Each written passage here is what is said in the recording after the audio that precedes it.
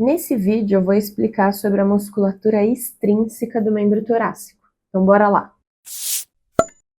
O foco desse vídeo vai ser explicar sobre essa musculatura extrínseca do membro torácico dos carnívoros, ou seja, aqui o foco vai ser o cão e o gato. As imagens anatômicas são de cães, mas no gato acontece de forma semelhante e é um pouco diferente de alguns outros animais domésticos, então por isso que o foco aqui vão ser esses carnívoros.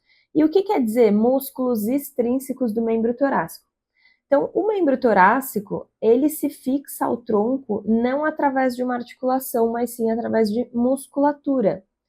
E para que essa musculatura faça isso, ou seja, para que essa musculatura fixe esse esqueleto apendicular, ou seja, os membros torácicos ao tronco, eu preciso que essa musculatura tenha pontos de fixação fora do esqueleto apendicular, mas que ela venha para o esqueleto apendicular e se fixa aqui. Ou seja, a origem desses músculos ela está fora do esqueleto apendicular e a inserção está dentro do esqueleto apendicular. E por isso esse nome, musculatura extrínseca.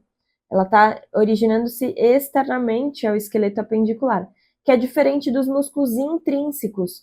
Um músculo intrínseco do membro torácico, ele vai ter origem dentro do esqueleto apendicular, ou seja, em algum dos ossos do esqueleto apendicular do membro torácico, e ela vai se fixar em um outro osso também pertencendo ao membro torácico. Então, eu tenho a musculatura intrínseca indo de um osso até outro osso dentro do membro torácico, e a musculatura extrínseca, ela tem uma origem fora do membro torácico, fora do esqueleto apendicular do membro torácico, mas ela se fixa no membro torácico. Então essa vai ser a diferença da musculatura extrínseca e da musculatura intrínseca. E esse arranjo do membro torácico de possuir musculatura para fixar o membro ao tronco, a gente chama isso de sinsarcose.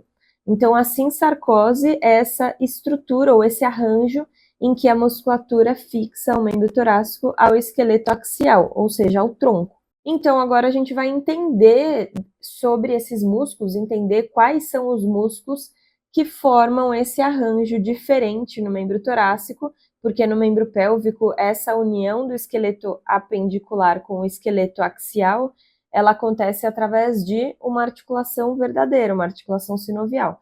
Então, essa particularidade é o que a gente vai entender aqui nesse vídeo. E antes de falar de todos os músculos, que são os músculos extrínsecos do membro torácico, não se esqueça de se inscrever no canal e ativar o sininho. Então, começando, existe esse músculo, que é o músculo trapézio. O músculo trapézio a gente divide ele em duas partes. Então, existe uma parte cervical e uma parte torácica, mas ele fica nessa região aqui. Então, ele vem dessa região da ráfia mediana, ali próximo dos processos espinhosos das vértebras, e ele se insere junto da espinha da escápula. Então, tanto de um lado como do outro. Nessa outra imagem, fica mais evidente, nessa vista lateral, esse músculo aqui é o músculo trapézio, e existe uma região tendínea que acaba dividindo a parte cervical da parte torácica. Então, trapézio, parte cervical, trapézio, parte torácica. Então, esse músculo faz parte, é um músculo extrínseco do membro torácico, porque a origem dele está fora do esqueleto apendicular e a inserção está na espinha da escápula, que é um osso aí que faz parte do membro torácico. O próximo músculo que eu vou explicar é o omotransverso. Então, antes de mostrar esse músculo, vamos pensar aqui na nomenclatura, no nome dele.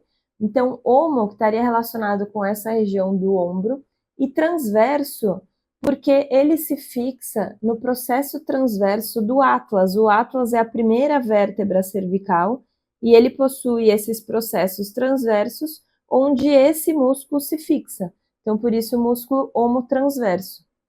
Nessa imagem não mostra ele em toda a sua extensão, porque existe aqui uma musculatura que acaba cobrindo a região mais cranial dele, mas esse músculo viria ali da região do processo transverso do atlas para o acrômio, que é o final ali da espinha da escápula.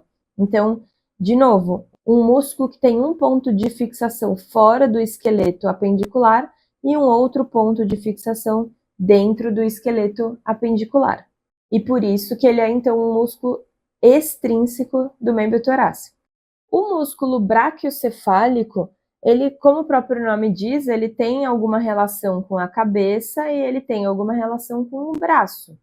Então, o músculo braquiocefálico, ele fica por toda essa extensão e ele acaba sendo dividido através de um tendão, que seria a intersecção clavicular, que é o que eu vou mostrar agora. Esse aqui é o músculo braquiocefálico.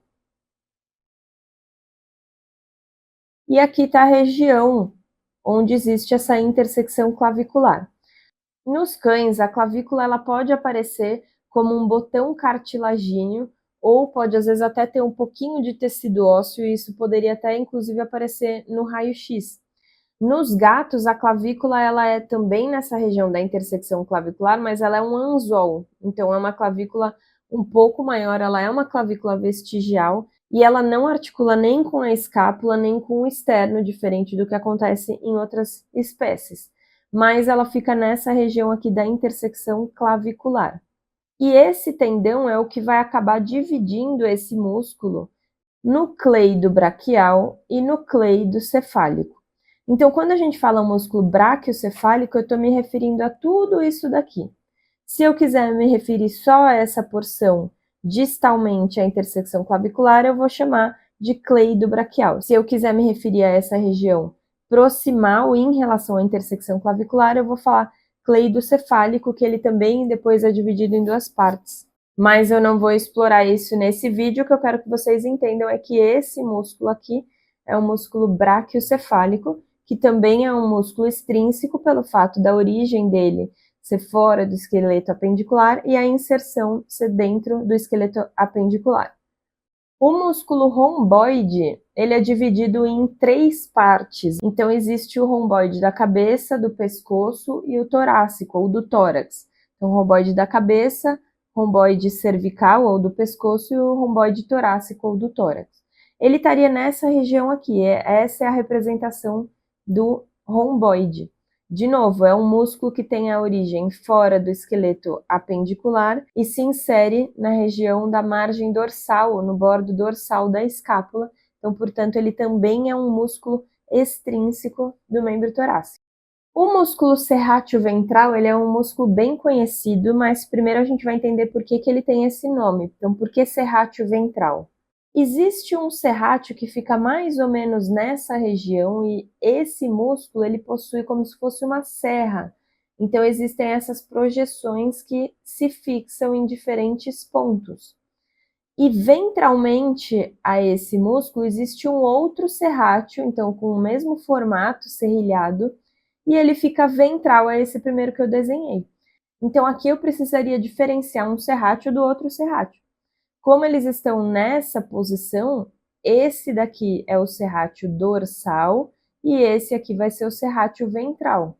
Só que eu também poderia ter outro serrátil aqui, aí eu precisaria diferenciar esse desse.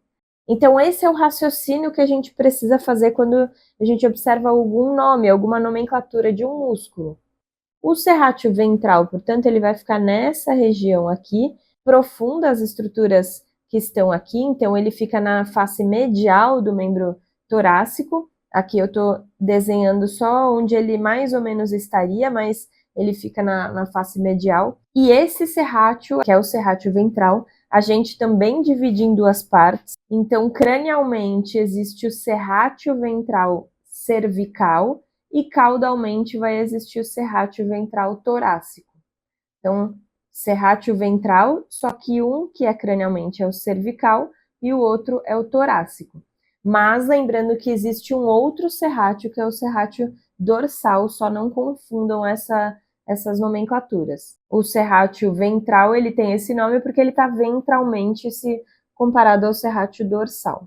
Esse próximo músculo, ele também é bem conhecido, que é o latíssimo do dorso, conhecido como grande dorsal, e ele está aqui representado. Então, tudo isso daqui é o latíssimo do dorso, superficialmente a ele ainda teria aqui o músculo cutâneo do tronco, mas esse daqui, então, é o grande dorsal, que ele fica em toda essa região lateral do tronco, e ele se insere na região medial do úmero. Então, aqui está a vista lateral, mas medialmente ele estaria nessa região, mais ou menos a inserção, numa tuberosidade que se chama tuberosidade redonda maior. Então, é nessa região, próximo da tuberosidade redonda maior, em que o grande dorsal se insere. E pelo próprio posicionamento desse músculo, a gente consegue imaginar que ao contrair, ele traria esse membro caudalmente. Então, ele conseguiria movimentar esse membro por conta dessa inserção aqui em direção caudal. E, de novo, é uma musculatura extrínseca, porque a origem está nessa região aqui da fáscia tóraco-lombar e a inserção dele está no úmero, né, na tuberosidade, próximo da tuberosidade redonda maior, então, portanto, em um osso do membro torácico, e aí por isso que é um músculo extrínseco. A origem está fora do esqueleto apendicular e a inserção está no esqueleto apendicular.